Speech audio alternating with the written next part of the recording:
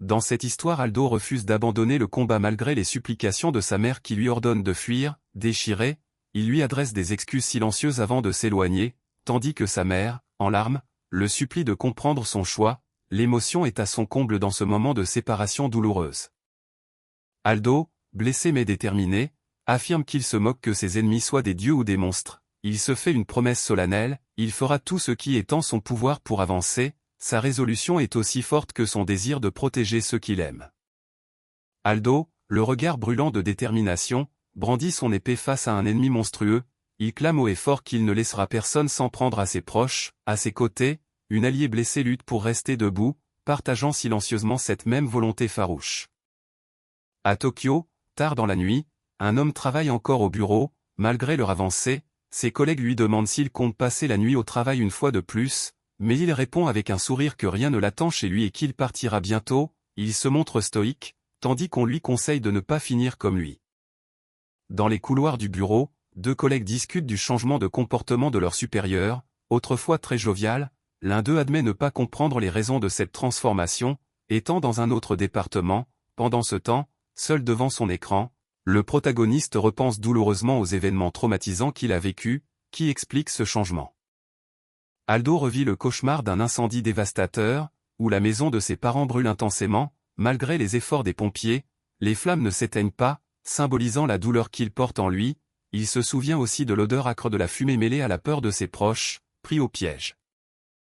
Aldo se demande pourquoi il est le seul à vivre sans souci dans ce monde, alors qu'il est rongé par la culpabilité. Il avoue n'avoir ni eu le courage de sauver sa famille en sautant dans le feu, ni les moyens d'éteindre l'incendie. Il n'a pu que regarder tout partir en cendres, impuissant. Aldo se force à boire un café, conscient qu'il ne pourrait de toute façon pas dormir s'il rentrait chez lui. Plongé dans son travail, il trouve dans cette activité la seule échappatoire à ses souvenirs douloureux. Pourtant, il s'interroge sur la durée de cette fuite, toujours hanté par la mémoire des êtres qui lui sont chers. Aldo se confie, décrivant son existence comme un véritable enfer vivant. Il réalise que tant qu'il sera prisonnier de ses souvenirs douloureux, il n'aura plus besoin de rien de précieux à ses yeux. Seul face à son écran, il renverse son café, symbole de son désespoir grandissant. Aldo est soudainement terrassé par une douleur intense au cœur, se demandant s'il va mourir. Malgré sa faiblesse, il tente de composer le numéro des urgences pour appeler une ambulance. Ses pensées se tournent alors vers le jour où il a perdu toute raison de vivre, évoquant un passé douloureux. Aldo, allongé au sol, sent que son calvaire touche enfin à sa fin. Convaincu de n'avoir plus rien à attendre de cette vie, il s'interroge alors, comme s'il était le héros d'un roman ou d'un jeu, sur sa capacité à protéger sa famille et à obtenir une fin heureuse. Malgré ses pensées, il conclut avec résignation que sa vie est terminée. Aldo se réveille dans un endroit inconnu, ressentant une chaleur apaisante. Il perçoit des voix autour de lui, mais ne comprend pas la langue qu'elles parlent. Deux silhouettes s'adressent à lui avec douceur, se présentant comme ses parents. Aldo découvre avec étonnement son nouveau corps d'enfant, aux mains petites et douces qui lui semblent étranges. Il tente de parler, mais ne parvient qu'à émettre des sons confus. Submergé par l'émotion, il éclate en sanglots sans comprendre pourquoi. Deux voix proches s'émerveillent de cette proximité inattendue. Les parents expriment leur gratitude et leur amour pour la naissance de leurs enfants. Aldo découvre avec émotion ses deux frères jumeaux, Elfa et Aldo, qu'il appelle ses deux anges jumeaux. Aldo, les larmes aux yeux, supplie silencieusement une force supérieure de ne pas intervenir. Il exprime avec douleur qu'il ne souhaite plus rien de précieux dans sa vie, révélant un profond désespoir. 4 ans ont passé, et le domaine principal de la maison du baron Bluring s'impose majestueusement. Aldo, désormais enfant, impressionne son professeur en écrivant une formule inconnue sur le tableau, suscitant surprise et interrogation. Malgré ses nombreuses lectures dans la capitale royale, cette formule reste un mystère, mais sa justesse est confirmée. Malgré son génie exceptionnel, Aldo montre un goût prononcé pour l'apprentissage et traite chacun avec équité. Son professeur, impressionné par sa maîtrise des formules inconnues, admet qu'il a peu à lui enseigner. Certain de son avenir brillant, il est promis à devenir un grand seigneur. Elfa, le second fils de la maison Bluring, est enfin retrouvé et accueilli avec enthousiasme. On lui fait savoir que toute la demeure parle uniquement de lui et de sa formule impressionnante. Fier et confiant, il avance avec détermination, conscient de l'attention qu'il suscite. Au début, notre héros a du mal à croire ce qu'il découvre. Ce monde possède réellement de la magie. Pourtant, la magie qu'il observe dans le manoir se limite à des usages très pratiques du quotidien. bien loin de ses attentes, cette réalité le déçoit profondément, tandis qu'une jeune fille lui reproche de ne pas être attentif. Elpha exprime sa fierté envers son frère et lui promet de tout donner pour l'aider lorsqu'il deviendra le prochain chef de la famille. Aldo, touché, esquisse un sourire mélancolique en pensant à Elpha. Aldo est submergé par un souvenir de son frère cadet dans sa vie passée, évoqué par une série d'images tendres et nostalgiques. Dans le présent, une jeune fille le remercie pour avoir porté un livre, mais il s'excuse et décide de continuer seul, laissant derrière lui une atmosphère chargée d'émotions. Alors qu'on frappe à sa porte, une jeune femme annonce à notre héros que le dîner est prêt. Il avoue ne pas se sentir bien aujourd'hui, ce qui inquiète la jeune femme qui propose de faire venir un médecin. Il refuse poliment, et elle lui rappelle qu'il peut toujours compter sur elle, puisqu'ils sont une famille. Aldo, accablé par un lourd fardeau, se replie sur lui-même, incapable d'oublier ce jour tragique. Même après sa réincarnation, il se convainc qu'il vaut mieux ne pas s'attacher à des personnes précieuses, puisqu'il finira par les perdre de toute façon. Une profonde douleur intérieure le submerge, illustrée par son geste de se tenir la tête. La douleur du protagoniste est si intense qu'elle le fait suffoquer, tandis que la jeune femme, seule près de la fenêtre, lutte elle aussi contre ses larmes. Submergée par l'émotion, la nuit enveloppe la scène, accentuant la solitude et la tristesse qui les habitent tous les deux. Seuls dans la pièce, Joshua et Rafina expriment leurs inquiétudes pour Aldo. Conscient de son sens du devoir et de sa rigueur dans ses études, Rafina avoue ne pas pouvoir s'empêcher de s'inquiéter, tandis que Joshua souligne l'importance d'agir avant qu'Aldo ne s'épuise complètement. Leur complicité reflète la pression qui pèse sur le futur chef de la maison Blourling. Le jeune garçon exprime son désir d'aider son frère, qu'il voit toujours souffrir, et souhaite le voir retrouver le sourire. En réponse, deux adultes échangent un regard complice, laissant entendre qu'ils ont déjà une idée pour alléger le fardeau du protagoniste. Touché par la bienveillance de l'enfant, l'un d'eux le félicite pour son attention et sa gentillesse envers son frère. La famille se retrouve devant une grande villa traditionnelle, lieu de villégiature estivale depuis plusieurs générations. Après un moment de repos, ils envisagent de partir en promenade pour profiter de la nature environnante. L'atmosphère est paisible et empreinte de douceur, offrant un répit bienvenu. Le groupe s'aventure dans la forêt, où la présence de Mana rend l'endroit dangereux à cause des monstres qui y vivent. Un adulte rassure les enfants en expliquant qu'une escouade d'extermination veille à éliminer les créatures dangereuses. Intrigué par un arbre marqué, il s'apprête à découvrir ce qui se cache au-delà, tandis que l'adulte promet de leur révéler les risques du lieu. Le groupe découvre un vieux pont suspendu en mauvais état, destiné à être démoli bientôt. Un adulte les met en garde de ne surtout pas l'emprunter et de prendre un détour pour traverser. En regardant en bas, il réalise à quel point la chute serait dangereuse, renforçant la prudence nécessaire. L'adulte met en garde les enfants. Il n'y a pas d'animaux dangereux, mais la forêt reste un lieu périlleux où il serait grave de se perdre. Il leur demande de promettre de ne jamais s'aventurer seuls à l'intérieur. Les deux enfants comprennent et s'engagent à respecter cette règle, ce qui rassure leur protecteur. Les deux enfants se préparent à rejoindre la colline pour le déjeuner. Impatients de profiter de ce moment, la petite sœur encourage son frère avec un sourire éclatant, tandis qu'ils se tiennent la main pour avancer ensemble. Leur complicité éclaire cette pause bien méritée au cœur de la nature.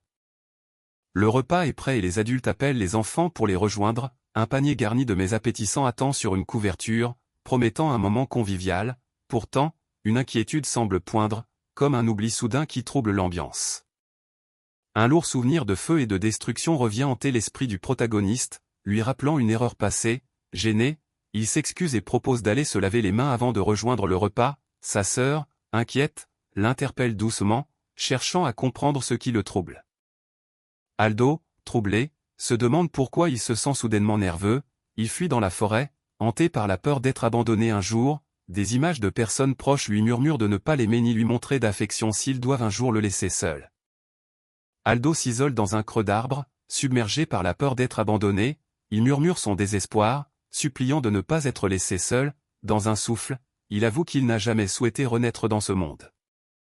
Sa sœur l'appelle avec inquiétude, cherchant à savoir s'il est là. Aldo, caché dans l'arbre, s'excuse silencieusement, submergé par ses émotions. Soudain, il entend un cri qui le fait sursauter, le poussant à se lever précipitamment. Aldo, terrifié, réalise qu'un monstre dangereux est bien réel. Malgré ce qu'on leur avait dit. Devant lui, une créature gigantesque et enflammée s'avance, menaçante. L'angoisse monte alors qu'il comprend que la vérité est bien différente de ce qu'on lui avait appris. Aldo se reproche son impuissance face au monstre, se jugeant encore immature et incapable de sauver qui que ce soit, il est submergé par le doute et la peur, réalisant qu'il est habitué à la défaite. Pendant ce temps, sa sœur, calme mais déterminée, lui ordonne de fuir. Face au monstre gigantesque, la sœur du protagoniste reste immobile, fixant calmement la créature qui ouvre sa gueule menaçante, une lueur de détermination éclaire son visage, tandis qu'elle semble prête à affronter l'imminent danger, ses jambes se préparent à bouger, signe qu'elle ne compte pas rester passive. Le visage de la sœur se fige, choquée et effrayée, alors qu'elle tente de prononcer un mot. Soudain, le protagoniste est frappé violemment dans le dos, une blessure noire et profonde s'ouvre sur lui. La sœur, horrifiée, appelle son frère, prise de panique face à cette attaque soudaine. Aldo, blessé et couvert de saleté, serre son bras en grimaçant, déterminé malgré la douleur. Il se remémore douloureusement sa peur de perdre ceux qui lui sont chers, convaincu qu'il va les abandonner. Pourtant, il réalise qu'il a déjà commencé à les protéger, même si le moment de fuir est déjà passé. Malgré sa blessure, le protagoniste ordonne avec force à sa sœur de fuir rapidement, la traitant d'idiote pour la pousser à sauver sa vie. La sœur, en larmes et bouleversée, s'excuse en courant, incapable d'accepter cette séparation forcée. Le garçon, marqué par la douleur, semble accepter son sort avec une étrange sérénité, convaincu que c'est la seule issue possible. Malgré sa blessure, le protagoniste se redresse avec détermination et défie l'énorme créature qui l'attaque. Il refuse de fuir et s'engage à être celui qui combattra pour protéger ceux qu'il aime. Son regard brûle de courage, prêt à affronter l'adversaire jusqu'au bout.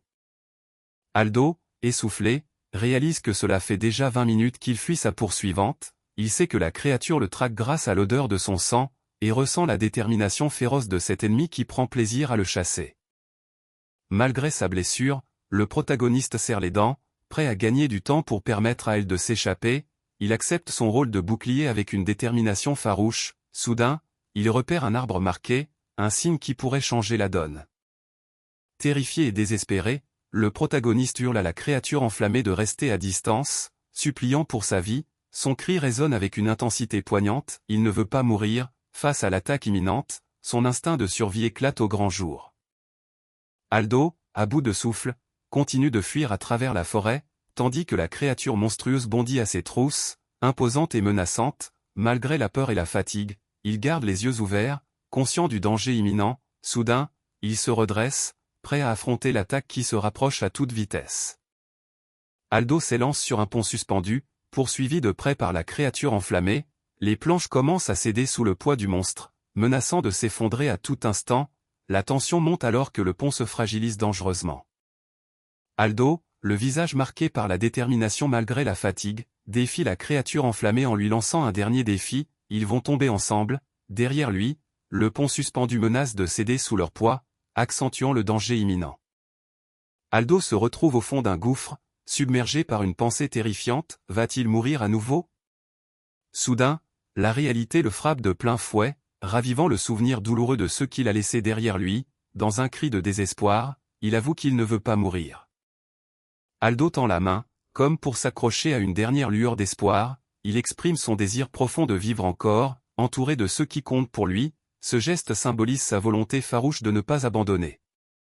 Une silhouette féminine lance un puissant sort, invoquant une colonne de glace qui s'élève brutalement, projetant des blocs de pierre dans les airs. La magie glaciale déchaîne une force impressionnante, bouleversant le terrain autour d'elle. Le nom de l'attaque résonne, Frost Column. La colonne de glace s'élève avec puissance, projetant des blocs de pierre dans toutes les directions. Aldo, surpris, observe cette démonstration de force magique. Une voix admire silencieusement la beauté destructrice de l'attaque. Une jeune femme, bouleversée, reproche au protagoniste Aldo de ne pas prendre soin de lui malgré ses blessures graves. Elle s'inquiète pour sa vie et craint les conséquences s'il continue à agir ainsi. Aldo explique qu'il connaît bien son frère et anticipe sa fuite, indiquant une direction précise pour les suivre. Aldo anticipe que son frère tentera de se sacrifier une fois de plus, une pensée qui bouleverse profondément la jeune femme à ses côtés. Elle ne veut plus jamais revoir cette scène terrible et exprime à voix haute son inquiétude, avouant à quel point elle a été malade d'inquiétude pour lui. Dans une étreinte sincère, elle lui confie toute la peur qu'elle a ressentie. Bouleversée, elle se reproche d'avoir failli faire endurer tant de souffrances à sa famille. Elle avoue à quel point elle est idiote, consciente de la douleur de perdre un être cher, et s'excuse avec des larmes sincères. Son chagrin éclate dans une confession pleine de regrets et de désespoir. Aldo réalise que ce monde recèle un pouvoir capable de protéger les êtres chers, il se demande alors, avec détermination, ce qu'il pourrait accomplir s'il possédait cette force. Dans un cri chargé d'émotion, il appelle sa mère, comme poussé par un espoir profond. Aldo, animé d'une détermination nouvelle, se demande s'il pourra un jour protéger ceux qui lui sont chers. Avec un cri vibrant d'espoir, il supplie d'apprendre la magie, convaincu que ce pouvoir est la clé pour changer son destin. Aldo jure de ne jamais revivre le désespoir de ce jour tragique, il se promet de protéger ceux qui lui sont chers. Avec une détermination renouvelée, son regard brûle d'émotion tandis qu'il appelle sa mère, symbole de son espoir et de sa force. Le jeune garçon, animé d'une volonté farouche, supplie d'apprendre la magie, convaincu que c'est la clé pour changer son destin. La femme devant lui, touchée, prononce son nom avec une douceur pleine d'émotion. Elpha panique visiblement, son corps tremblant tandis qu'elle bafouille, incapable de formuler clairement ses pensées. Autour d'elle, les autres observent son agitation avec étonnement. Aldo, surpris, tente de comprendre la situation, tandis que la jeune fille s'éloigne en jurant qu'elle n'a pas utilisé de sortilège interdit aux enfants. De retour au manoir familial, les allers-retours incessants continuent, le jeune garçon insiste avec enthousiasme pour apprendre la magie, mais se heurte à un refus catégorique. Malgré son sourire angélique, il réalise que cela ne suffit pas, et décide de chercher quelqu'un d'autre capable d'utiliser la magie. Le jeune garçon a une idée soudaine, il demande aux domestiques de lui enseigner la magie. Surpris, les servantes s'inquiètent et l'interpellent, cherchant à comprendre ce qui se passe. Soudain, notre héros se rappelle quelque chose d'important et demande à patienter un instant. Le jeune garçon, gêné, avoue que leur insistance le dérange, mais les domestiques insistent en rappelant que c'est leur devoir de veiller sur lui. Malgré leur inquiétude visible, il leur demande de cesser de s'occuper de lui, se refermant peu à peu sur lui-même. Il se convainc alors que tous le détestent, tandis qu'une servante tente maladroitement de le rassurer. Les domestiques, visiblement émus, s'exclament avec surprise et joie en voyant notre héros les appeler enfin. Elle lui confie combien elles sont heureuses qu'il ait voulu leur parler, ce qui déstabilise profondément le jeune garçon. Ce dernier, touché, se demande alors s'il n'est pas vraiment détesté, tandis qu'il s'excuse maladroitement pour ses paroles dures. Les domestiques expliquent à notre héros que sa période de rébellion est normale et nécessaire pour devenir adulte, rassurant qu'il n'est pas seul à traverser cela. Surpris, il réalise qu'ils ont toujours pris soin de lui malgré son air renfrogné. Touché, il avoue vouloir en apprendre davantage sur eux, conscient de leur véritable attention à son égard. Les domestiques, souriantes et bienveillantes, promettent d'enseigner tout ce que notre héros souhaite apprendre. Surpris, il demande s'il peut vraiment tout savoir, même les méthodes pour lancer des sorts, ce à quoi elles répondent avec enthousiasme. Cependant, l'une d'elles lui rappelle que selon le code des mages, il est interdit d'enseigner la magie aux enfants de moins de 10 ans, car cela serait irresponsable sans supervision. Aldo comprend enfin pourquoi elle a réagi si vivement à sa demande d'apprentissage de la magie. Malgré ses origines modestes, sa maîtrise exceptionnelle lui a permis d'intégrer le prestigieux corps des chevaliers mages, réservé aux meilleurs. On lui révèle aussi qu'une personne plus qualifiée que les domestiques pourrait mieux lui enseigner la magie. On lui assure qu'il ne trouvera pas de meilleure maîtresse de magie que Lady Rafina et qu'il doit faire preuve de patience. Aldo réalise alors à quel point la magie de sa mère était incroyable. Malgré sa fierté, il accepte de repartir de zéro dans ses études magiques. Aldo tente d'apprendre la magie seul, craignant de ne pas pouvoir être formé par Lady Rafina. Il découvre vite que le livre qu'il consulte ne contient aucune méthode pour activer les sorts. Malgré la rigueur du code des mages, il espère tout de même trouver un indice pour avancer. Entouré par une immense bibliothèque, notre héros se persuade qu'avec autant de livres de magie, il doit forcément trouver un indice pour progresser. Il passe ainsi plusieurs jours à étudier sans relâche, déterminé à percer les mystères des sorts. Son regard s'illumine enfin d'une nouvelle motivation, il est prêt à relever le défi. Alors qu'il lutte contre la fatigue, notre héros est soudainement surpris par un bruit étrange. Une jeune fille descend les escaliers, inquiète, et vient vérifier ce qui se passe. Elle appelle notre héros avec affection, tandis que ce dernier se relève en se demandant s'il saigne vraiment. Le frère exprime son affection avec enthousiasme, complimentant la douceur de la peau de sa sœur. Cette dernière, un peu gênée, le réprimande gentiment. Aldo, d'habitude distant, se réjouit intérieurement de pouvoir enfin se rapprocher de lui, puis, il s'interroge avec une certaine inquiétude, sa nouvelle attitude est-elle mal perçue? Elpha sourit chaleureusement, affirmant qu'elle aime notre héros tel qu'il est maintenant. Ce dernier, surpris et un peu gêné, serre fort un objet en forme de cœur, tandis qu'elle s'inquiète de son comportement, elle lui exprime ensuite sa profonde gratitude pour l'avoir sauvé ce jour-là. Aldo avoue qu'il n'a pu que fuir ce jour-là, mais il ne veut plus jamais abandonner sa sœur. Cette dernière, déterminée, lui répond qu'elle souhaite aussi devenir forte, elle veut combattre à ses côtés, sans jamais reculer ni le laisser derrière elle. Aldo avoue qu'il ne veut pas que son frère elle se mette en danger, mais il est certain que ce dernier partage ses sentiments, il se serre la main en signe d'accord, Elfa, les larmes aux yeux, demande alors si elle peut leur être utile, montrant sa volonté de les soutenir. Ils se promettent de devenir plus forts ensemble, unis par leur volonté commune. Soudain, une voix les interpelle, leur mère arrive, et les enfants la supplient de leur apprendre la magie. La mère, assise sur le canapé, se plaint avec amusement de la présence d'elle, dont l'adorable comportement la retient de s'éclipser, puis, elle explique calmement qu'elle ne peut pas encore leur enseigner la magie, malgré leurs nombreuses demandes et leur charme indéniable. Elle met en garde sur la dangerosité même des sorts les plus simples, capables de leur ôter la vie. La mère rappelle à ses enfants que, suite à de nombreux accidents magiques causés par des enfants, l'usage de la magie est désormais strictement réglementé. Elle insiste sur leur statut d'enfant de la maison Blue-Ring, assurant qu'ils seront protégés et qu'il n'est pas nécessaire qu'ils se battent. Aldo exprime son désir de ne pas regretter sa fixation sur la magie, tandis que la mère souligne combien chaque personne de la famille et du personnel de la maison lui est précieuse. Aldo implore sa mère de croire en eux, affirmant que son désir d'apprendre la magie vient de son attachement profond à ses proches et à la peur de les perdre. Il avoue avoir fui ses responsabilités pour ne pas céder, mais cette détermination reste intacte. La mère, touchée, remarque la fatigue dans ses yeux et devine ses veillées tardives à étudier les sorts, avant d'annoncer qu'elle a des conditions à poser. Elle pose 3 conditions strictes: prendre les repas en famille, ne pas négliger les études et bien dormir. En échange, elle accepte de lui enseigner le contrôle du mana, une étape cruciale dans la maîtrise de la magie. Aldo, surpris mais déterminé, accepte immédiatement ces termes, malgré l'exigence de ne pas commencer l'apprentissage avant d'avoir atteint l'âge de 10 ans. La mère affiche un sourire confiant et rassurant, promettant de ne pas les décevoir. Elle s'engage à faire d'eux de grands mages, insufflant espoir et détermination aux 2 enfants qui l'écoutent avec admiration. La mère commence l'entraînement en montrant le mana, cette énergie magique invisible, et invite les enfants à ressentir leur propre mana. Enthousiasmés, ils sentent cette force vibrante en eux et admirent la puissance de leur mère. Elle les encourage à se détendre et à canaliser cette énergie intérieure pour progresser.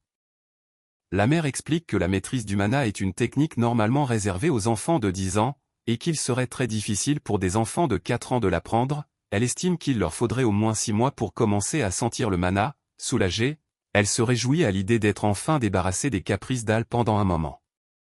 Le temps semble s'écouler lentement, marqué par le tic-tac d'une horloge ancienne. Aldo se demande quel type de magie il pourrait apprendre dans ce nouveau monde, son regard empreint de réflexion. Pendant ce temps, une femme lit paisiblement, tandis qu'un feu mystérieux crépite à proximité, suscitant une réaction de surprise chez le jeune garçon.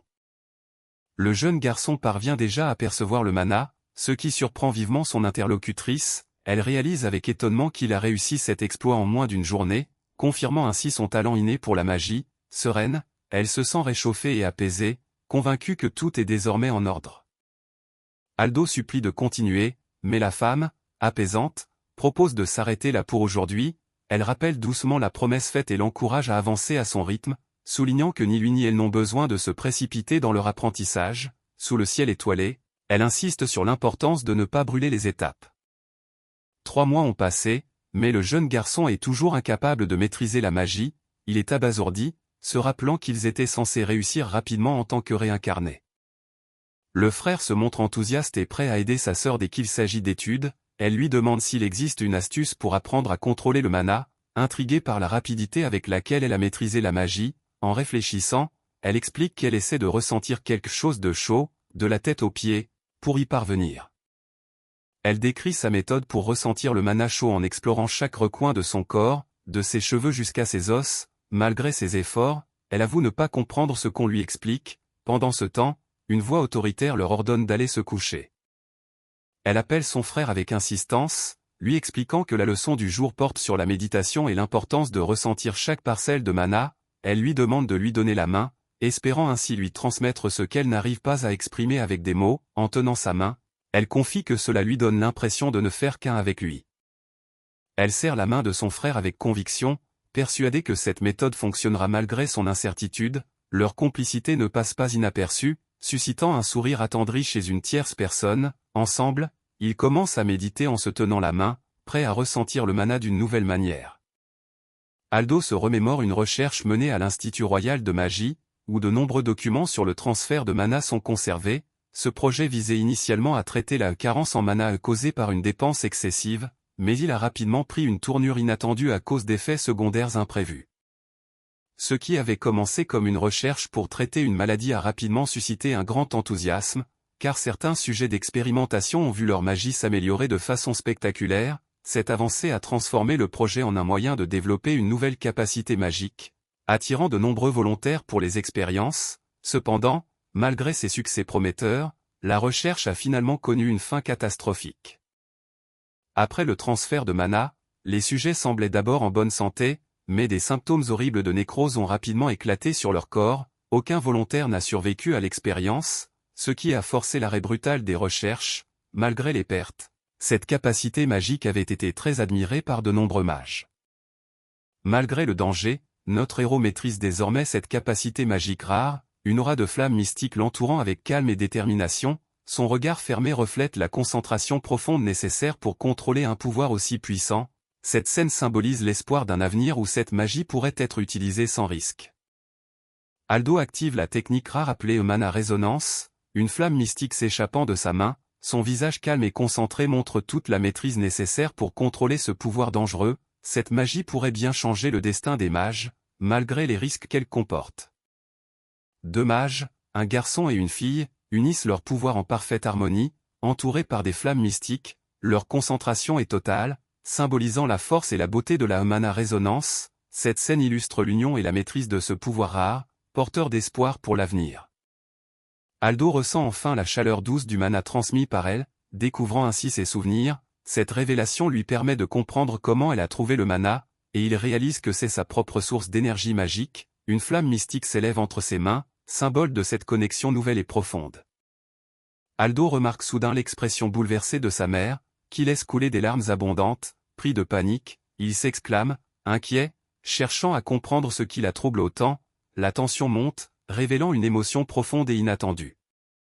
Aldo explique avec enthousiasme que leur mana s'est mêlé et qu'il peut désormais percevoir le mana grâce au souvenir d'elle. La mère, soucieuse, les interroge sur leur état, cherchant à savoir s'ils ressentent quelque chose d'anormal ou s'ils sont blessés.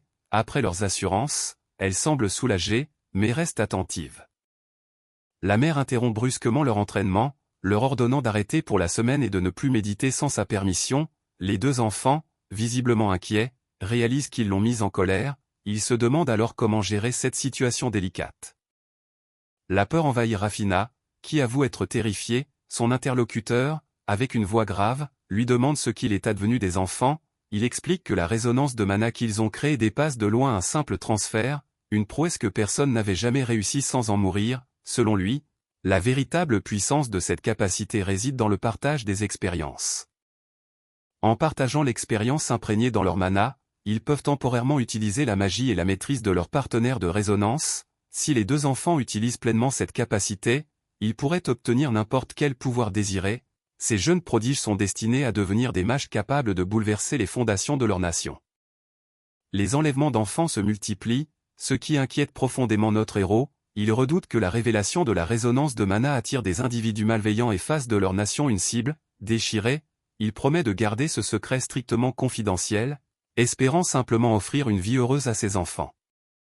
Aldo rassure Rafina en lui promettant qu'il fera tout pour protéger Al et elle, même au prix de sa propre vie. Il lui rappelle qu'ils ne sont pas seuls et qu'ils peuvent compter sur le soutien des personnes travaillant au manoir. Malgré les inquiétudes, il veut garder espoir et force. Dans l'effervescence du marché de Blue Ring, une voix d'enfant s'élève, appelant sa mère avec inquiétude. Un homme imposant scrute la foule, cherchant désespérément une femme qu'il semble reconnaître. L'angoisse grandit alors que l'enfant continue de demander où se trouve sa mère. Dans une ruelle étroite, une chaussure d'enfant abandonnée sur le sol attire l'attention, signe inquiétant d'une disparition récente. Les passants, absorbés par leurs occupations, semblent ignorer ce détail troublant. Le mystère reste entier, laissant planer un suspense lourd avant la suite. Aldo et elle découvrent qu'ils sont les premiers à maîtriser une capacité rare appelée la résonance de mana, qui leur permet de partager leurs expériences magiques. Pourtant, cette pratique est interdite à cause des risques qu'elle engendre. Malgré cela, ils s'apprêtent à franchir une porte mystérieuse, prêts à affronter ce qui les attend.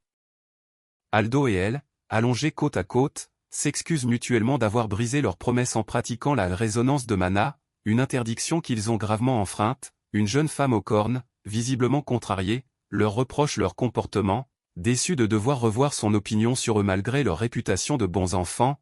La tension est palpable, entre remords et désillusion. La jeune femme explique que la résonance de mana peut être réalisée sans complications durables, mais qu'un excès ou un manque de mana peut provoquer un effondrement du partenaire, comme une fièvre ou un épuisement. Elle déplore que, malgré cet avertissement, ils aient mis leur vie en danger. Aldo réalise qu'en régulant mieux le mana transmis, il pourrait éviter ces risques, tandis que la femme, tournée vers eux, exprime sa tristesse d'avoir dû revoir son jugement. La jeune femme, résignée, décide de prendre en main leur apprentissage pour qu'ils maîtrisent enfin leur pouvoir. Elle insiste sur la nécessité de contrôler le mana avant de pouvoir utiliser la résonance en toute sécurité. Les deux enfants, encore fragiles, comprennent qu'ils devront suivre ces leçons jusqu'à ce qu'elles jugent leur maîtrise suffisante. Les deux enfants, encore marqués par leurs blessures, se retrouvent avec joie, échangeant un sourire complice. 3 jours plus tard, ils commencent à reprendre des forces, déterminés à guérir rapidement pour pouvoir continuer leur entraînement. Leur volonté est palpable alors qu'ils courent ensemble vers leur prochaine étape. Les deux enfants, désormais complètement guéris, affichent un enthousiasme débordant en annonçant qu'ils sont en pleine forme. Leur mère, surprise, leur rappelle que ce n'est encore que le 3e jour de leur convalescence. Malgré tout, ils insistent pour commencer immédiatement l'apprentissage du contrôle du mana, impatients de progresser. La mère explique que le contrôle du mana est l'une des 2 techniques essentielles pour activer la magie, permettant de réguler le mana à volonté. Elle insiste sur l'importance de doser précisément cette énergie, car une mauvaise estimation peut empêcher la magie de se déclencher ou provoquer des effets dangereux, comme une explosion ou une privation de mana. Elle invite ensuite les enfants à fermer les rideaux pour leur montrer concrètement comment appliquer cette technique. La mère montre aux enfants comment canaliser le mana à l'extérieur du corps, créant ainsi des sphères lumineuses flottantes qui ressemblent à un ciel étoilé. Elle explique que, une fois le flux de mana bien régulé, il est possible de produire des boules de lumière, voire une lumière intense. Les enfants tentent alors de concentrer le mana dans leurs mains, mais trouvent l'exercice beaucoup plus difficile qu'ils ne l'imaginaient. Aldo s'interroge sur ce qui se passerait s'il concentrait le mana à l'intérieur de son corps, tandis que sa mère lui montre comment émettre une lumière en canalisant le mana à l'extérieur. Elle annonce ensuite que leur 5e anniversaire approche, et qu'une fête sera organisée dans la grande avenue de la ville pour célébrer l'événement. Tous les habitants participeront aux festivités, et leur objectif sera de maîtriser une boule de mana d'ici là. Les enfants sont émerveillés à l'idée d'une fête en ville. Aldo observe la ville depuis une calèche, émerveillé par l'étendue du paysage urbain. Un homme à ses côtés lui rappelle que leurs amis et les Rafina arriveront bientôt, ce à quoi il répond avec assurance que leur lien restera intact malgré la distance. Leur complicité se ressent dans cet échange chaleureux. Aldo apprend qu'ils approchent de leur destination, le quartier central du territoire de Blue Ring. Il découvre que tous les habitants de cette ville sont des personnes précieuses qu'ils doivent protéger. L'atmosphère animée et chaleureuse de la rue renforce ce sentiment de communauté.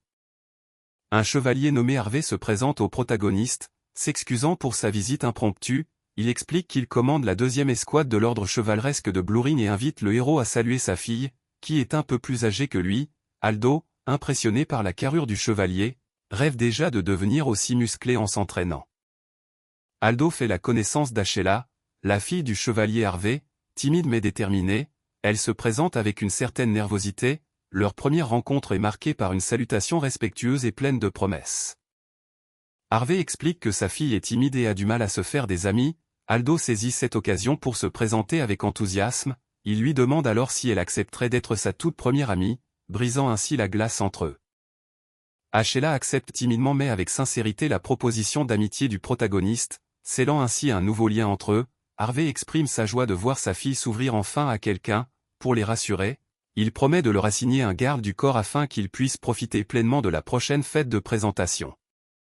Aldo et Ashela découvrent une ville animée, bondée de monde. Pour ne pas se perdre, il lui propose de se tenir la main, ce qu'elle accepte avec enthousiasme. Émerveillé, il compare les étals du marché à un monde fantastique, tandis qu'il confie à Ashela qu'il vit une expérience nouvelle, quittant enfin la vie protégée de leur manoir. Ashela invite le protagoniste à la suivre, un peu timide mais déterminé, Touché, il lui promet de lui montrer ses endroits préférés en ville, exprimant son amour naissant pour ce nouvel environnement. Ensemble, ils s'éloignent vers un canal, prêts à découvrir la ville sous un autre angle. Ils découvrent une petite boutique de jus cachée dans une ruelle, réputée pour ses saveurs exceptionnelles. En dégustant, le protagoniste s'étonne de la qualité, tandis qu'Ashela trouve l'endroit très féminin. Soudain, il trébuche et tombe, provoquant l'inquiétude d'Ashela et des passants autour. Aldo réalise avec stupeur que l'homme qui l'a bousculé vient de s'enfuir avec le sac d'Ashela.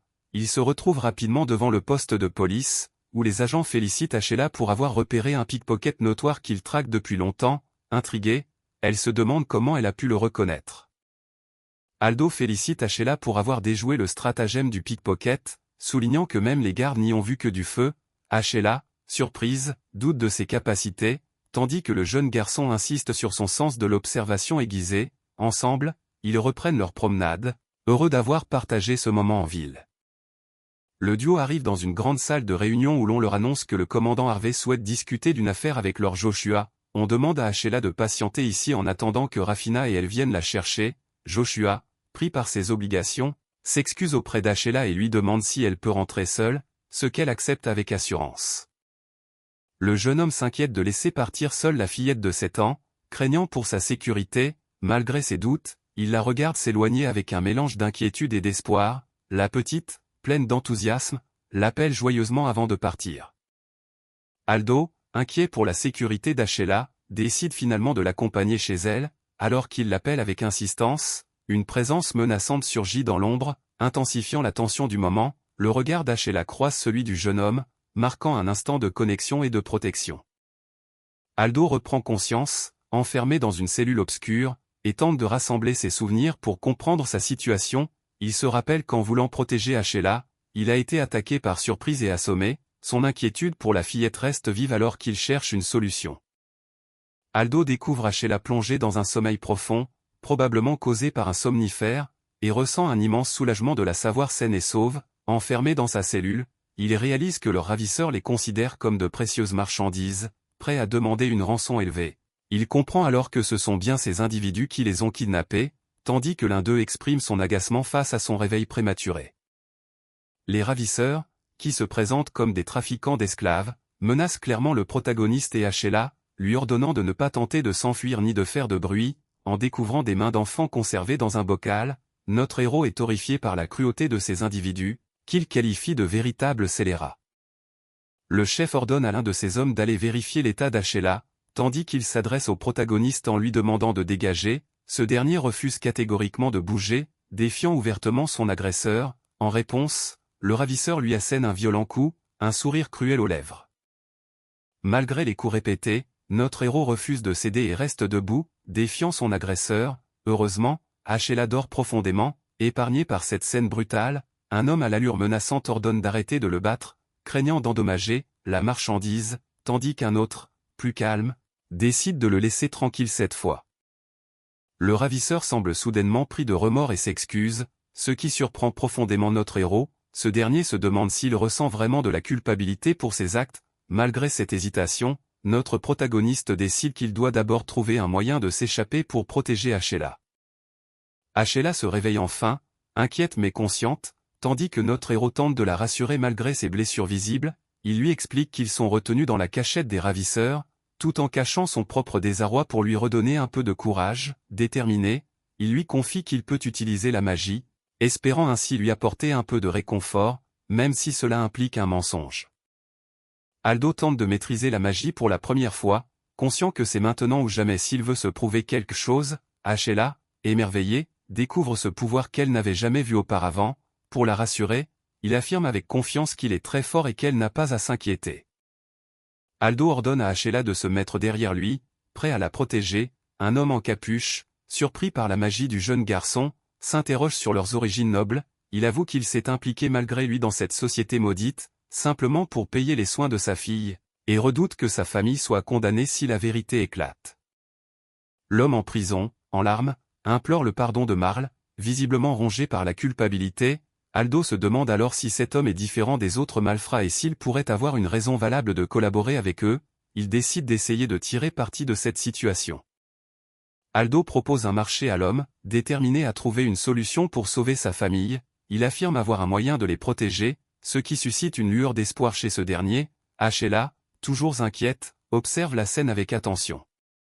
Aldo, déterminé, propose un marché à l'homme en prison, lui assurant qu'il a un moyen de sauver sa famille. L'homme, surpris et ému, semble entrevoir une lueur d'espoir. Sheila, en arrière-plan, reste attentive et inquiète face à cette tournure des événements.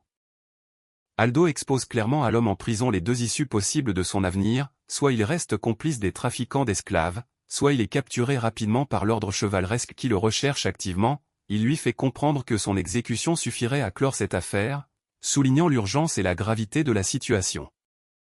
Aldo évoque l'issue la plus sombre, l'exécution de toute la famille, une possibilité bien réelle. Il admet, avec une certaine résignation, être profondément impliqué dans ce trafic d'esclaves. Face à cette situation désespérée, il semble accepter la gravité de son destin. Aldo, avec détermination, promet à l'homme emprisonné qu'en échange de son aide pour s'échapper de leur cachette, il fera tout pour le blanchir de ses crimes. Il s'engage également à prendre en charge les frais médicaux de la fille de cet homme, touchant ce dernier profondément. L'homme exprime sa gratitude avec émotion, tout en s'excusant d'avoir été un père si défaillant. Il évoque tendrement sa fille Marle, une enfant adorable et dévouée qui voulait aider sa famille en participant aux affaires paternelles. Ce sont ces souvenirs heureux qui prennent tout leur sens lorsque Marle est frappée par une maladie grave. Les frais médicaux pour soigner Marle dépassaient largement les revenus modestes de son père, qui ne pouvait qu'assister impuissant à la dégradation de sa fille et à la perte de son sourire. Malgré tous ses efforts pour être un père digne, cela ne suffisait pas à la sauver. Déterminé, il voulait tout faire pour la sauver, même si cela signifiait devenir un homme méprisable. Déterminé, le père jure de protéger sa fille et son interlocuteur, même au prix de sa vie. Aldo, animé par la même volonté, promet de tenir sa parole. Leur accord scellé par une poignée de main marque le début d'un engagement crucial pour sauver Marle. Autour d'une table, plusieurs hommes discutent en buvant. L'un d'eux remarque qu'il n'y a plus d'alcool, ce à quoi un autre propose de partager une bouteille de vin de qualité pour raviver leur lien. Une atmosphère de camaraderie s'installe, prête à dévoiler un plan important. Aldo explique qu'ils utiliseront le somnifère employé lors de son enlèvement. Il détaille leur plan, dissimuler le médicament dans l'alcool destiné à enivrer leur cible. Une fois l'alcool éliminé par le corps, le somnifère fera effet, plongeant les ennemis dans un sommeil profond. Le plan s'est déroulé parfaitement, comme Aldo l'avait prévu, et il félicite Tubb pour son rôle. Aldo rassure Sheila, nerveuse à l'idée de ce qui l'attend, en lui expliquant que la situation est presque comme un jeu de chat perché où le chat serait endormi. Il la console en lui disant de ne pas s'inquiéter. Le groupe se prépare à rebrousser chemin, guidé par la détermination d'Sheila qui les invite à retourner auprès de leur famille. Aldo, en tête, ouvre la porte, prêt à les ramener en sécurité. Le silence pesant est ponctué par le bruit des pas qui résonnent alors qu'ils s'éloignent. Le guide indique le passage à emprunter pour rejoindre la ville, rassurant le groupe qu'ils sont presque sortis. Les deux jeunes, soulagés, échangent un regard complice. Alors que le groupe s'apprête à avancer, un léger grincement retentit, attirant leur attention. Le groupe interpelle Tubb, surpris de le voir agir à contre-courant. Ce dernier avoue qu'il déteste l'alcool, expliquant pourquoi il n'a pas bu comme les autres. Pendant ce temps, des prisonniers alertent leurs compagnons d'une évasion en cours. Alors que la tension monte, un prisonnier confie à Aldo la responsabilité de sa fille avant de déclencher une alerte. Sheila, poussée par l'urgence, se met à courir, suivi de près par le protagoniste. Le bruit d'un choc retentit, signe que la situation dégénère rapidement. Tourmenté par sa faute impardonnable, il tente de se racheter après avoir sacrifié d'autres enfants pour sauver le sien. Déterminé, il se dresse avec un grand sabre, prêt à empêcher quiconque de passer. Aldo explique que les passages sont comme une toile d'araignée, rendant la poursuite difficile pour leurs ennemis. Il indique aussi que, une fois sortis de la cachette, ils se retrouveront dans les bidonvilles. Il a laissé des marques rouges pour guider leur fuite par le chemin le plus rapide vers la ville. Malgré la tension, Aldo semble épuisé, ce qui inquiète Sheila. Le chef s'emporte en apprenant la perte de 20 pièces d'or, accusant vivement un traître parmi eux. Aldo, visiblement blessé, subit les menaces d'une punition sévère, sans aucune indulgence. La tension monte alors qu'il serre un petit sac, symbole de ce qu'il risque de perdre. Un homme au sourire cruel s'avance, entouré de complices armés, prêt à attaquer. Il annonce avec défi que le moment du divertissement est arrivé, mettant le protagoniste en position de faiblesse. l'atmosphère devient encore plus oppressante face à cette menace imminente. Essoufflés, le protagoniste et Sheila rejoignent la foule, où l'espoir renaît de pouvoir enfin prévenir leur père des ravisseurs, mais le jeune garçon, déterminé, refuse qu'Asheila l'accompagne et lui ordonne d'aller chercher les chevaliers en révélant leur cachette. Il serre le poing, partagé entre la douleur et la volonté de ne pas abandonner Tub. Le jeune garçon, le regard plein de détermination, confie à Sheila une mission cruciale. Il lui demande de ne pas faillir, plaçant en elle tout son espoir. Son sourire mêle courage et confiance malgré la gravité de la situation. Sheila, les larmes aux yeux, appelle désespérément Aldo qui s'éloigne en courant, tandis que ce dernier, le visage marqué par la douleur, exprime un lien profond avec Tub. La tension monte alors que le départ d'Aldo semble irréversible. Aldo se remémore le sacrifice de Tub, convaincu que protéger ses proches justifie tous les efforts. Son regard ardent traduit une détermination sans faille, prêt à tout pour défendre ceux qu'il aime. Il refuse d'accepter qu'il faille sacrifier quelqu'un pour assurer leur sécurité.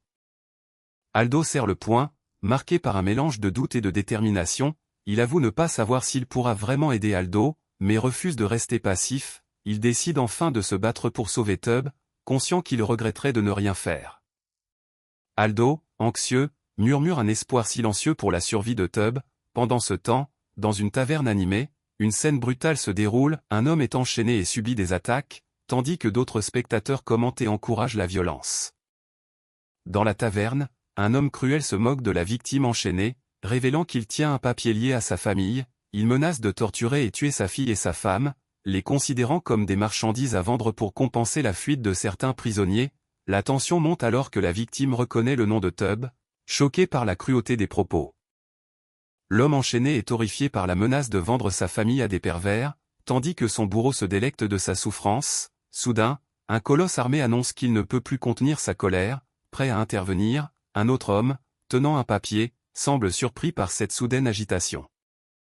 Un colosse armé, furieux, se prépare à attaquer l'homme enchaîné, prêt à le tuer sur le champ. Il révèle son intention sordide, s'approprier la fille du prisonnier en la dépouillant de son innocence. La tension explose alors qu'un autre personnage fonce vers la scène, déterminé à intervenir. Aldo sent son corps et son esprit agir d'eux-mêmes, sans qu'il ne contrôle rien. Soudain, il lance une boule de feu en direction du colosse, déterminé à éliminer ce monstre. L'assaillant, surpris, ne comprend pas ce qui se passe. Le colosse est foudroyé en plein élan, une lame plantée violemment dans la gorge, le sang gicle, marquant la fin brutale de sa menace. Aldo reste figé, incapable de détourner le regard de cette scène macabre. Aldo, le regard déterminé et le corps marqué par la bataille, se prépare à frapper avec une arme improvisée. Sa résolution est claire, il doit tuer cet ennemi pour protéger ceux qui lui sont chers. La tension monte, annonçant un affrontement décisif. La magie est à la fois délicate et puissante, à la fois belle et éthérée. Elle représente une force précieuse, destinée à protéger ceux qui nous sont chers. Animé par la détermination de protéger ceux qui lui sont chers, notre héros porte un coup décisif à son adversaire. Sa force et sa volonté éclatent dans ce moment crucial, surprenant tous les témoins autour de lui. Aldo, le visage marqué par la détermination et la douleur, frappe violemment son ennemi avec une force dévastatrice. Son cri intérieur révèle la raison profonde de son combat, protéger ceux qui lui sont chers coûte que coûte. Aldo, couvert de blessures et de saleté, serre fermement son arme, le regard empli de résolution. Malgré la fatigue et la douleur, il sait que la seule issue est d'éliminer son adversaire. Sa détermination se lit clairement dans son expression, il doit tuer pour protéger ce qui lui est cher. Les témoins, choqués, réalisent que le protagoniste a peut-être tué quelqu'un d'important, un allié de leur camp. Ils se demandent s'il s'agit bien de l'orphelin que Tub avait aidé à s'échapper. Leur hésitation se transforme rapidement en colère, prêt à riposter contre celui qui vient de tuer leur ami.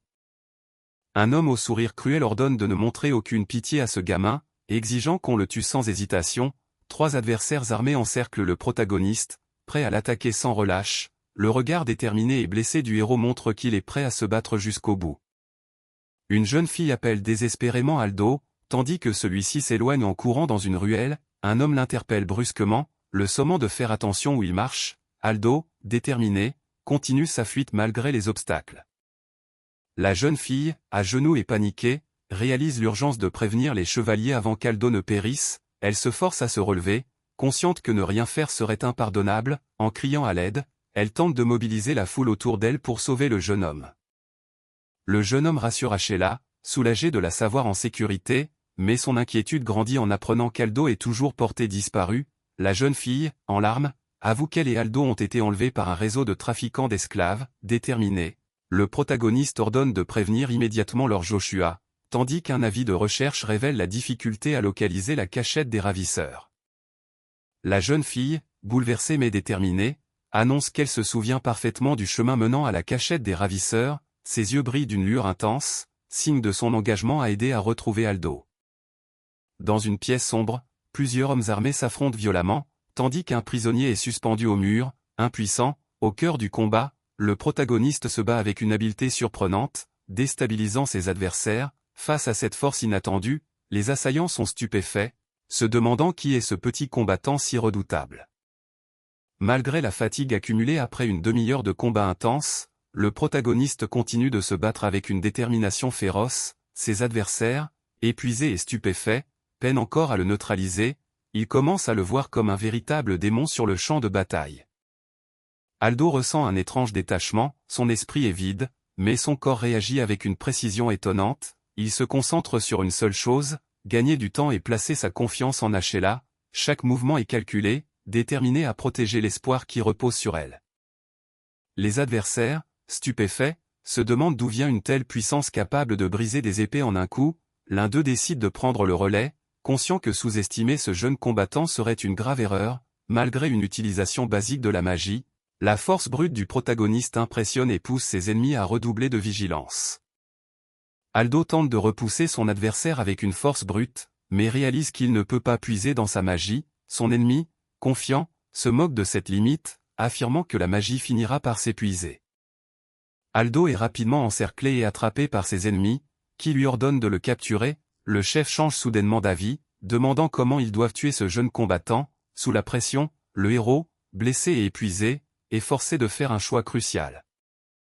Le chef accuse le protagoniste d'avoir tué l'un de ses hommes et lui propose un marché, travailler pour lui en échange d'un traitement de faveur. Le héros, à genoux et menacé par une épée, avoue qu'il ne veut pas mourir, confronté à un choix impossible entre la servitude et la mort.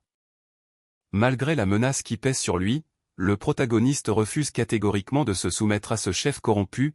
Il crie avec rage qu'il ne rejoindra jamais une bande de pourriture qui profite en volant les proches des autres, préférant mourir plutôt que de trahir ses valeurs. Son regard brûle de défi, empli de colère et de détermination. Le chef lance un défi cruel au héros, s'il refuse de se soumettre, qu'il meurt alors. Aldo, acculé, se demande si c'est la fin pour lui, tandis que l'épée de son assaillant s'abat. Dans un dernier souffle, il appelle ses parents, submergé par l'émotion, avant qu'une voix ferme ne mette fin à la scène. Un groupe de chevaliers fidèles à Blue Ring fait irruption, menaçant de tout anéantir. Leur chef déclare avec assurance qu'ils agissent sous les ordres de Joshua von Blue Ring. La violence éclate immédiatement, un assaillant est frappé mortellement sans prévenir. Les chevaliers de Blue Ring frappent avec une précision implacable, abattant leurs ennemis sans pitié. Leur chef, calme et déterminé, mène l'assaut avec une efficacité redoutable. Aldo, toujours à genoux, observe la scène, marqué par la violence soudaine qui éclate autour de lui. Le silence retombe sur la pièce jonchée de corps sans vie, tandis que le protagoniste, tremblant, réalise l'ampleur de la réalité qui l'entoure. Il sent une chaleur étrange, presque réconfortante, émaner de sa main ensanglantée. Peu à peu, il comprend que ce moment est bien réel, inévitable.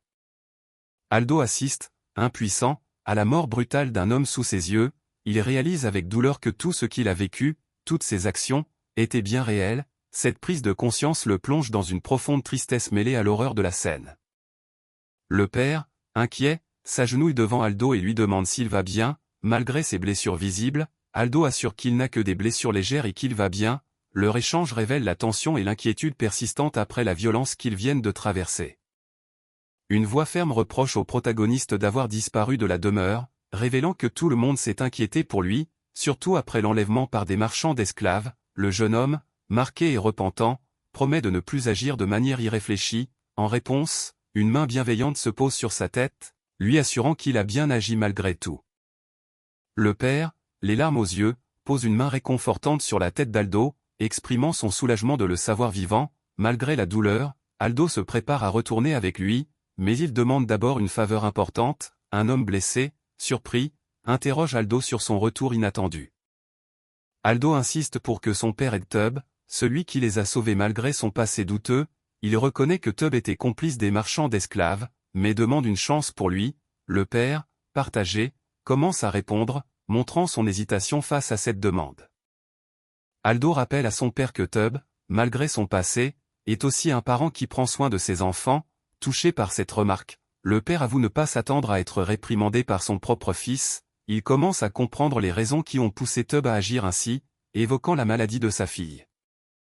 Le père finit par céder et ordonne à Harvey d'emmener Aldo en lieu sûr pour le soigner. Il demande aussi qu'on écoute ce qu'il a à dire au sujet de sa fille. Aldo, surpris et ému, appelle son père, tandis que celui-ci, grave, prévient qu'il n'y aura pas de prochaine fois. Le père, déterminé, promet que cela ne se reproduira plus, et Harvey répond avec respect. Aldo, soulagé, réalise qu'il va pouvoir retourner à sa vie normale. Alors qu'il s'éloigne, une voix appelle son nom, interrompant ce moment de calme. Ashela serre Aldo avec soulagement, heureuse de le retrouver vivant. Malgré la joie de la réunion, Aldo cache son inquiétude en montrant sa main ensanglantée, tout en rassurant Ashela qu'il va bien. Leur moment d'émotion est soudainement interrompu par une alerte dans le regard d'Ashela. Alors qu'Aldo et Ashela s'étreignent, des mains décharnées surgissent du sol, accusant violemment le protagoniste de meurtre. Les voix accusatrices résonnent, brisant brutalement ce moment de répit. Le regard d'Aldo se remplit de terreur face à ces apparitions menaçantes.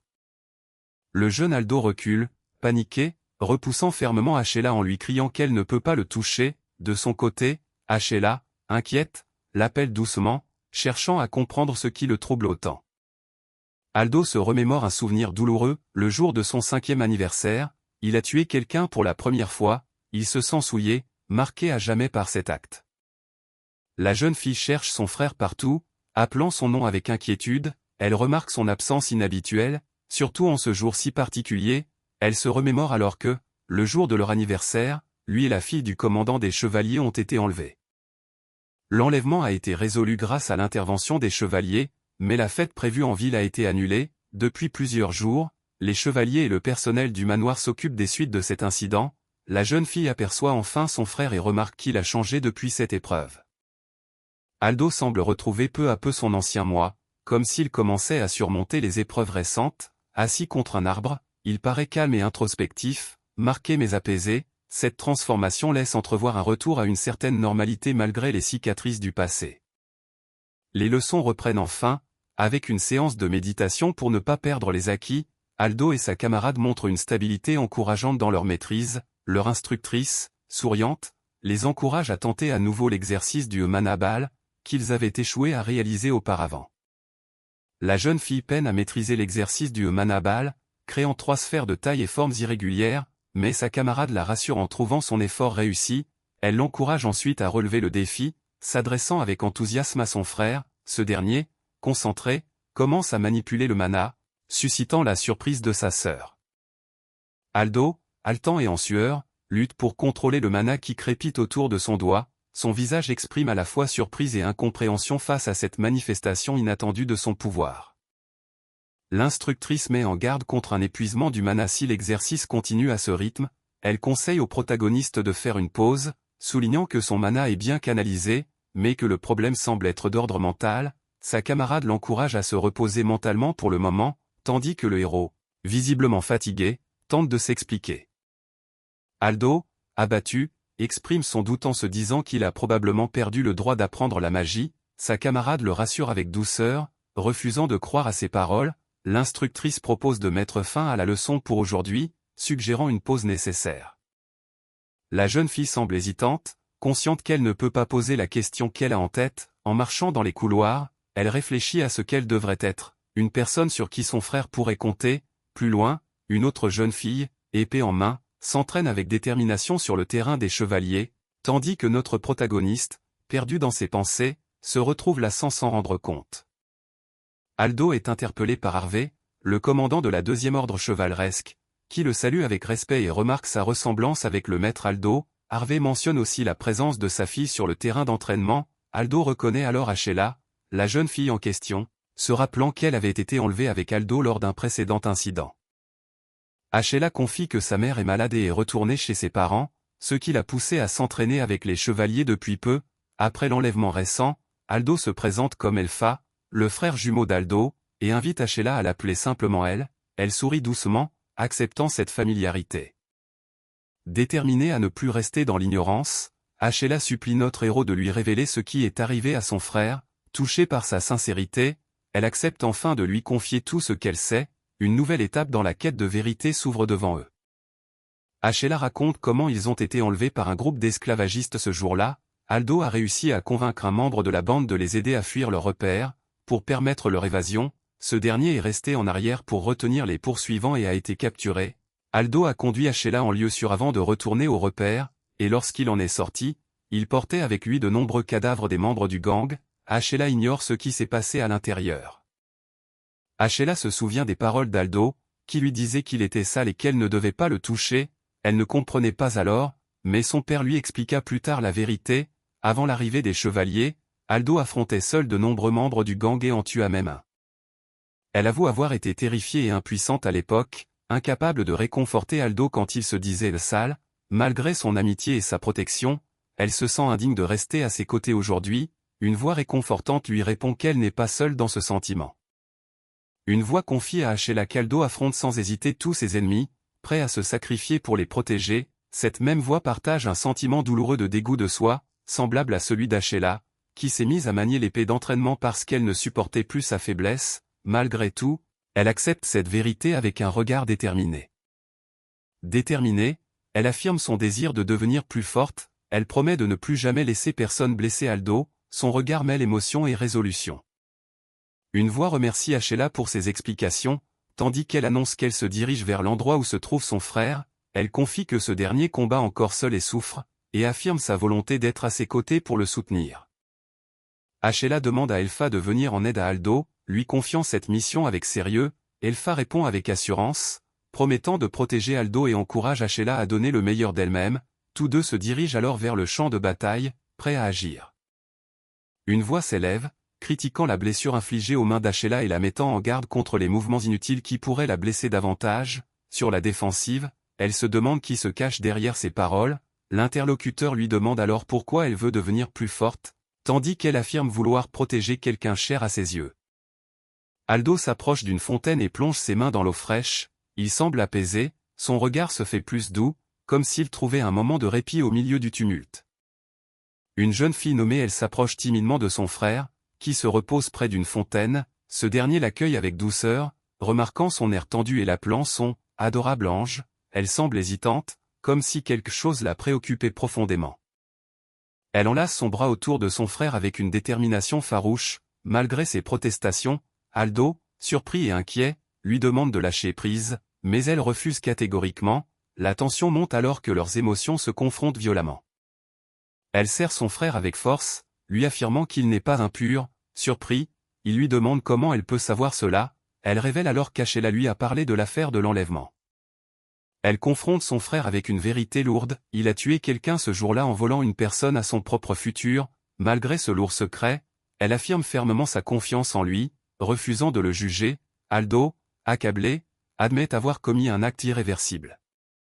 Elle affirme avec force qu'elle ne croit pas que l'appel qu'il a passé était une erreur. Connaissant la valeur qu'il accorde à la vie, Aldo, bouleversé, avoue qu'il ne veut pas penser que voler une vie était la bonne décision, même s'il doute que ce fut le meilleur choix. Ses émotions éclatent alors qu'il tente de répondre. Elle éclate en larmes, affirmant qu'elle est simplement soulagée qu'il soit revenu sain et sauf. Peu importe ce qui s'est passé, elle lui rappelle qu'ils sont frères jumeaux, unis quoi qu'il arrive. Aldo, touché, tente de répondre, ému par cette déclaration sincère.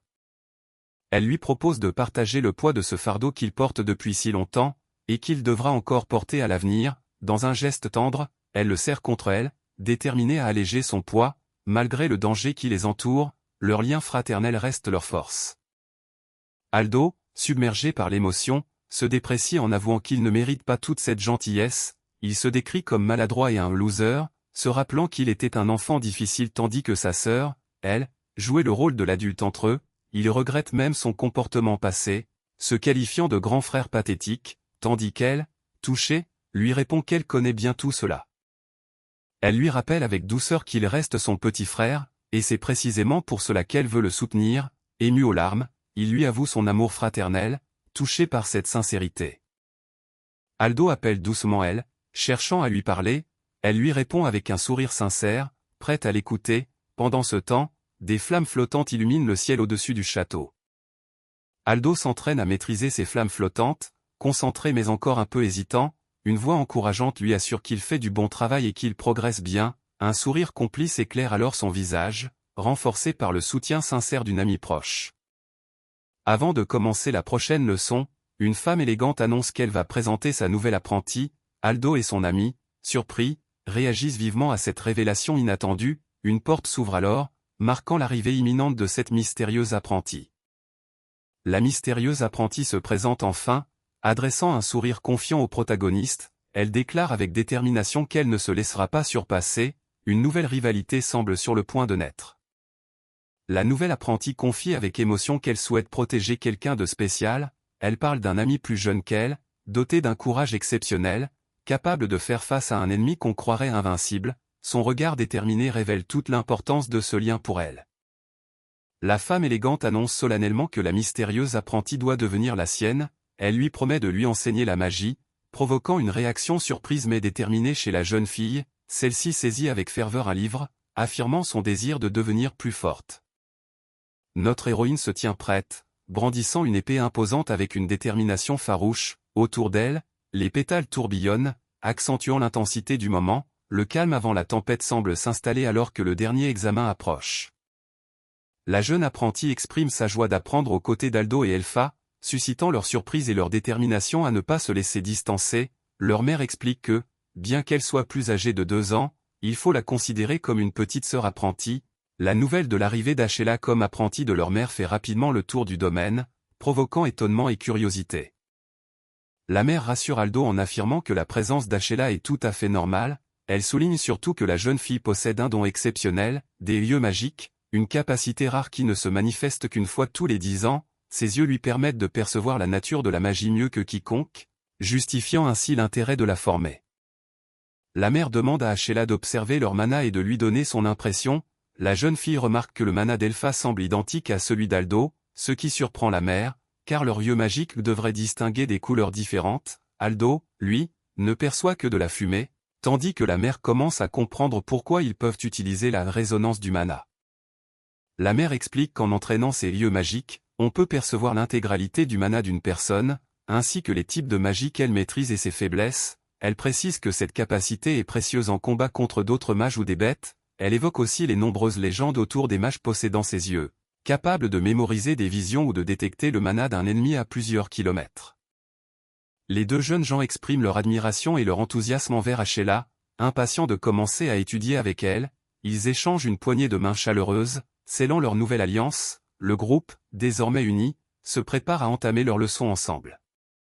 Ashela rejoint enfin l'entraînement, autrefois réservé à Elpha et aux protagonistes. Ensemble, ils alternent entre moments de complicité et rivalité, forgeant leurs liens. Leur persévérance les mène à maîtriser parfaitement la technique de manipulation du mana. La neige tombe doucement alors que le groupe arrive devant un grand bâtiment, symbole de leur lieu d'apprentissage. Aldo invite Ashela à entrer rapidement pour se réchauffer, inquiet pour elle, malgré le froid mordant. Ashela sourit malicieusement, prête à s'amuser avec Elpha, qui ne tarde pas à se plaindre du froid intense. Le feu crépite doucement dans la cheminée, réchauffant la pièce. Le groupe écoute attentivement leur enseignante, qui reconnaît leur progrès remarquable en manipulation du mana. Elle annonce alors qu'elle n'a plus rien à leur apprendre, mais qu'un examen final aura lieu dans un mois. L'enseignante explique que l'examen final portera sur la manipulation libre du mana, évaluant la précision, la créativité et la réserve de mana. Elle insiste sur l'importance pour chacun de se confronter seul à la magie et annonce qu'ils devront désormais s'entraîner sans ses conseils. Les 3 élèves, déterminés, acceptent ce nouveau défi avec enthousiasme. Le groupe décide de se réunir pour planifier les prochains entraînements.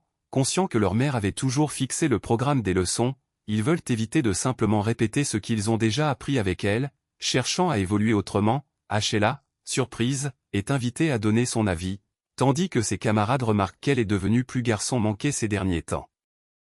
Le groupe décide de rendre leurs entraînements plus agréables pour mieux tenir un mois de pratique intense. Aldo propose une idée nouvelle, convaincu que répéter les mêmes exercices ne stimulera pas leur créativité. Enthousiaste, ils choisissent de s'entraîner en jouant à une sorte de chat. Une femme, occupée à tricoter près de la fenêtre, remarque que les élèves sont dehors alors qu'ils devraient être en train de suivre leurs leçons. Surprise, elle entend leurs éclats de rire venant du feu de camp, son expression change, mêlant inquiétude et surprise face à cette situation inattendue. Aldo surprend tout le monde en escaladant un arbre avec une agilité impressionnante, déclenchant l'étonnement de ses camarades. Ces derniers, bouche bée, tentent de comprendre comment il a réussi un tel exploit. Aldo, perché sur une branche, se moque gentiment de leur réaction, fier de son coup. Malgré le froid mordant, Aldo reste impassible, ce qui surprend ses camarades. L'un d'eux, intrigué, lui demande où il a appris la technique de body enhancement. Aldo, calme, propose de lui enseigner, tandis que la femme qui les observe s'inquiète de leur entraînement en tenue légère par ce temps glacial. La femme, remarquant l'expression perdue d'Aldo, lui ordonne de descendre de l'arbre. Ce dernier obéit sans discuter. Elle révèle alors qu'Aldo utilise inconsciemment une technique, avant de lancer un sort des ice carving et d'annoncer le début d'un cours improvisé. Aldo explique que la technique de body enhancement consiste à renforcer des parties spécifiques du corps en contrôlant le mana, comme les muscles, les ligaments ou les nerfs. Il insiste sur l'importance de distribuer précisément la quantité de mana nécessaire à chaque partie. Il ajoute que ce jeu est idéal pour entraîner cette manipulation du mana. Aldo explique que le jeu s'appelle Chat et invite les enfants à continuer à y jouer librement. Intrigué, il lui demande de leur apprendre la technique de body enhancement. Une ambiance hivernale s'installe alors que la scène se déplace vers un château, annonçant le passage du temps. Le maître annonce le début de l'examen final de manipulation du mana, rappelant que les critères d'évaluation seront la précision, la créativité et la réserve de mana. Il exprime son impatience de voir les résultats des efforts rigoureux fournis par les élèves. Sheila, pleine de détermination, répond avec enthousiasme à son appel. Elpha impressionne en imprégnant le charbon de mana avec une maîtrise spectaculaire, libérant une quantité immense d'énergie. Son talent et sa réserve de mana semblent surpasser tout ce rencontré jusqu'ici. Alors que son tour arrive, la tension monte parmi les observateurs, conscients qu'ils ont affaire à une mage exceptionnelle. Aldo déploie une maîtrise exceptionnelle en tissant des fils de mana fins et précis entre ses doigts, donnant vie à de majestueuses ailes d'énergie. Son talent pour manipuler le mana avec une précision remarquable impressionne profondément les observateurs. L'examinateur reconnaît enfin Aldo, saluant son habileté hors du commun. Aldo saisit un morceau de charbon avec détermination, prêt à montrer ses capacités. Les spectateurs, intrigués, se demandent ce qu'il va faire avec cet objet si banal. Soudain, il déclenche un sort puissant, body enhancement, appliquant sa magie directement sur le charbon, suscitant un sentiment d'appréhension chez certains observateurs. Aldo intensifie son sort avec une détermination féroce, ordonnant à sa magie de devenir plus forte et de tout écraser sur son passage. Une explosion d'énergie déchaînée jaillit de ses mains, dévastant tout autour de lui. Un observateur, stupéfait, s'interroge sur les intentions de son fils face à cette démonstration hors norme. Aldo, rayonnant de fierté, montre un diamant artificiel qu'il a créé en compressant du charbon grâce à sa magie. Il explique à sa mère à quel point c'était difficile et combien il craignait d'échouer en cours de route. Son sourire sincère témoigne de sa joie et de sa détermination. La mère, stupéfaite, réalise que son fils a réussi à transformer du charbon en diamant, un exploit qu'elle n'avait jamais vu auparavant. Elle s'interroge sur l'origine de son ingéniosité, tandis que le protagoniste, un peu surpris, l'appelle la magie au body enhancement, qu'il a perfectionné a permis de concrétiser son idée en un fait réel, laissant présager d'autres prouesses à venir. Une jeune femme rassure le protagoniste en lui disant de ne pas être si nerveux. Deux filles, souriantes, l'entourent alors qu'elle lui annonce qu'ils ont tous les trois réussi avec brio. Elle avoue aussi avoir été très surprise par leur maîtrise avancée de la manipulation du mana. Une femme souriante présente fièrement ses apprentis, admirant leurs progrès impressionnants en seulement un mois. Les trois jeunes, touchés par ces paroles, affichent des expressions mêlant fierté et émotion. Leur lien fort se ressent dans ce moment de reconnaissance sincère. Aldo apprend qu'il a brillamment réussi l'examen final de manipulation du mana, ce qui lui permet désormais d'utiliser sa capacité spéciale. Cette aptitude, appelée résonance de mana, est un secret réservé à ceux en qui on a une totale confiance. Il lui est laissé le choix de révéler ou non cette information à Sheila.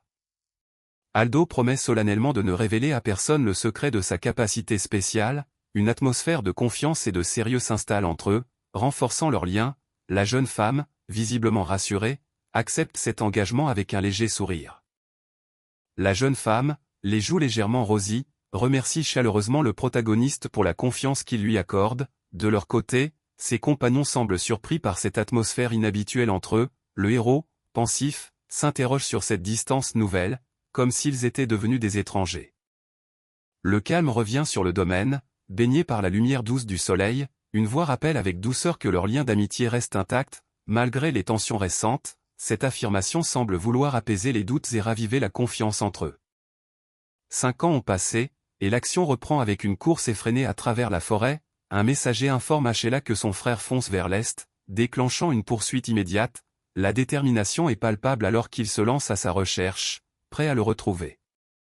Aldo lance un sort, créant une prison de glace pour piéger sa cible. En réaction, un adversaire utilise une attaque aérienne pour tenter de le surprendre. Malgré la surprise, le héros parvient à garder son équilibre sur une branche, prêt à poursuivre le combat.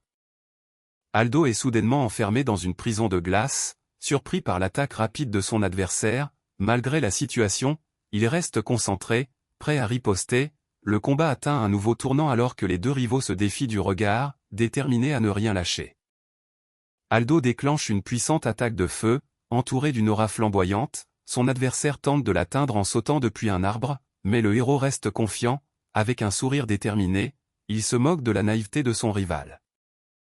Après 5 ans d'entraînement sérieux à la magie, nos héros, désormais âgés de 10 ans, célèbrent leur première victoire. Aldo affiche un sourire radieux, sûr de lui, tandis qu'il brandit fièrement 2 doigts en signe de triomphe. L'heure est venue pour eux de poursuivre leur apprentissage avec encore plus de détermination. 5 années se sont écoulées, marquant le début sérieux de leur entraînement magique. Aldo, entouré de ses compagnons, maîtrise désormais une puissante magie de feu, prêt à relever de nouveaux défis. Leur détermination est palpable, alors qu'ils progressent ensemble dans la forêt. Ashela s'inquiète de sa prise de poids récente, trouvant ses nouvelles tenues d'entraînement trop serrées. Elle demande l'avis d'Aldo, qui réagit avec surprise à ce sujet délicat. Malgré la gêne évidente, leur complicité fraternelle se manifeste dans leurs échanges taquins et affectueux. Aldo s'excuse auprès d'Ashela pour sa maladresse, expliquant qu'il parlait de sa croissance depuis le début de leur entraînement. Le temps semble avoir filé, et malgré les changements, leur lien reste fort. Un moment de complicité se crée alors qu'ils discutent, tandis qu'un adorable chien vient s'immiscer dans leur quotidien. Aldo se sent comblé d'avoir une petite sœur si adorable. Celle-ci, tenant une peluche, demande timidement s'il peut jouer avec Clara, révélant leur lien tendre et sincère.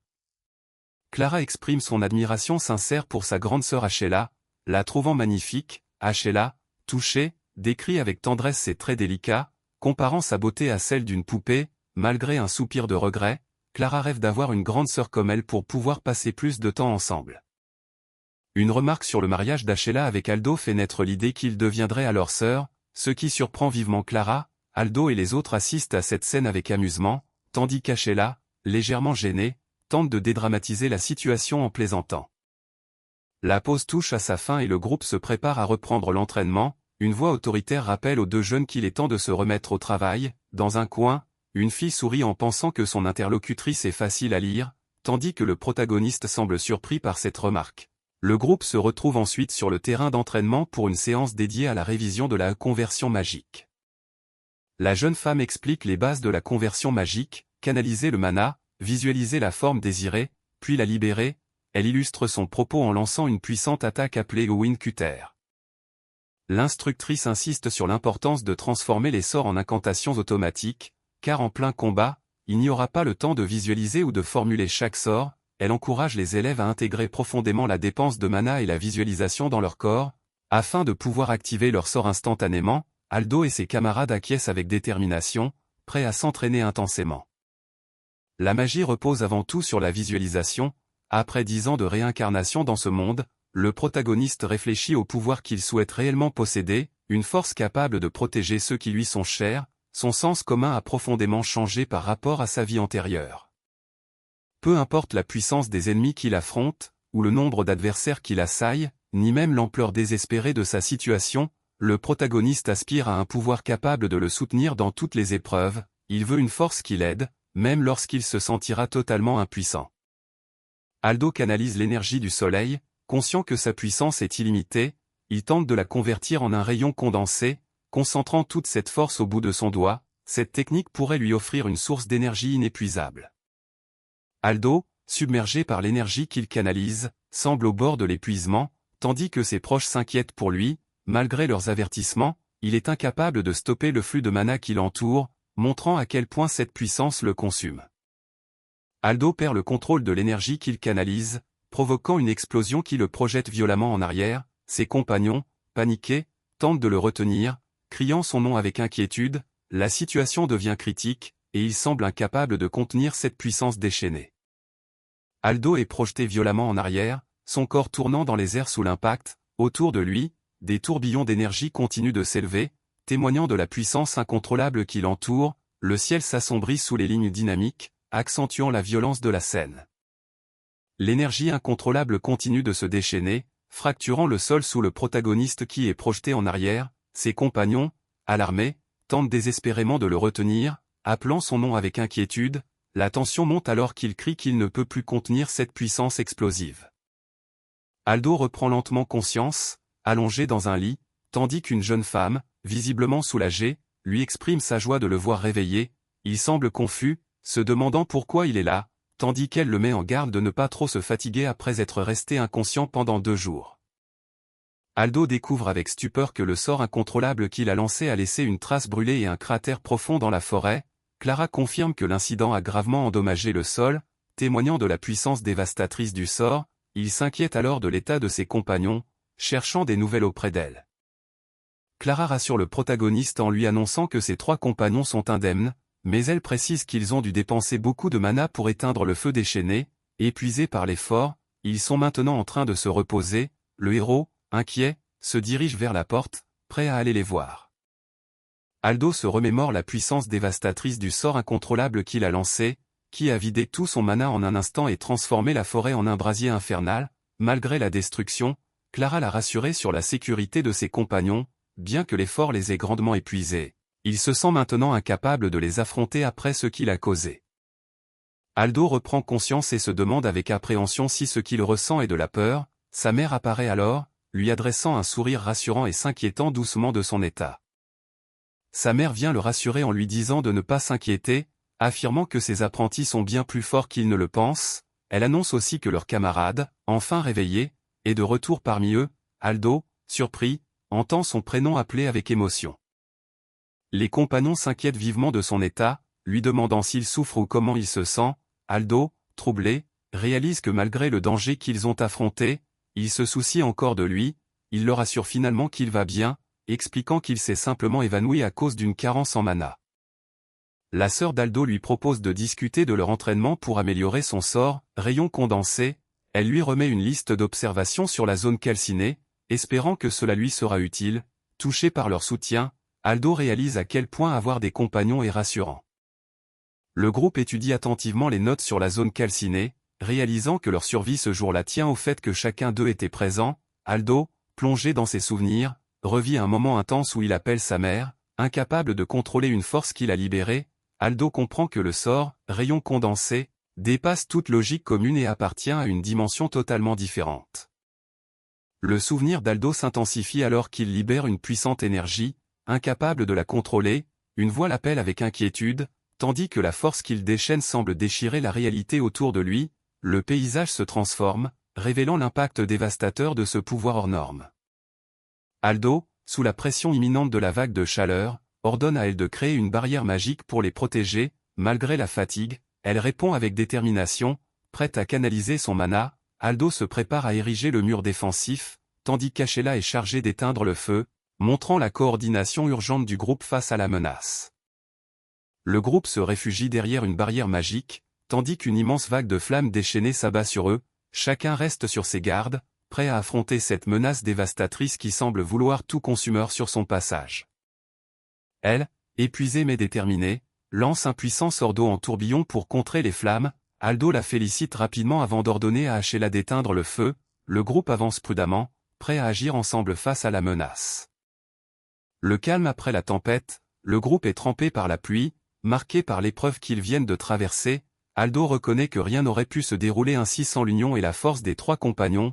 Leur expérience leur a permis de comprendre à la fois la dangerosité et la fiabilité de la magie. Aldo affirme que ces 3 jeunes mages possèdent déjà une excellente maîtrise de la magie et le courage nécessaire pour s'adapter aux situations dangereuses.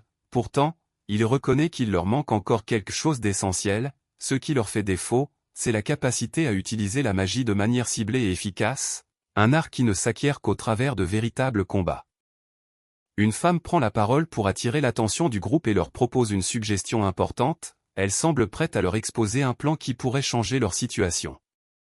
Les 3 jeunes mages expriment leur volonté de participer à l'expédition, convaincus de son importance pour leur progression, chacun affiche sa détermination à devenir plus fort en affrontant de véritables combats, la femme confirme que tous iront, assurant leur protection et mentionnant la présence du mage le plus puissant de Blue Ring. Le jeune mage s'interroge sur la présence du mage le plus puissant de Blue Ring, tandis qu'une femme explique qu'elle est un personnage atypique, mais qu'elle intervient toujours efficacement en cas de besoin. Elle annonce ensuite qu'elle va ajuster leur entraînement en vue de l'expédition dans la forêt magique, qui aura lieu dans un délai d'1 mois et demi. Pour mieux les préparer à l'expédition, elle décide de leur enseigner l'art de l'escrime. Aldo commence un entraînement intensif, prêt à relever ce nouveau défi.